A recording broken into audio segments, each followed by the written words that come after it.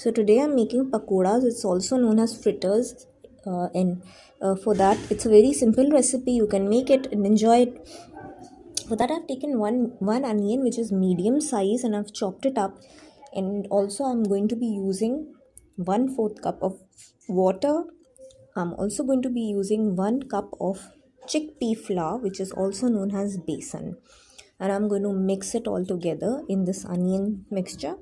I've also taken some spices. I've taken half teaspoon salt, I've taken 1 teaspoon cumin powder, and 1 teaspoon of coriander, half teaspoon of coriander powder, 1 teaspoon of cumin powder, and half teaspoon of salt. And I am going to make a smooth mixture. I'm going to mix everything together. I'm going to make a pakora mix, right?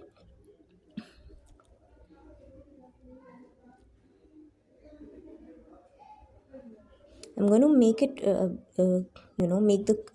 I have mixed the entire pakora mix, and I'm going to fry them on a medium flame till they become nice and golden and crispy. So you can see that the pakoras are nicely golden and crispy, and they taste really good. And I have also served it with imli ki chutney, and you can enjoy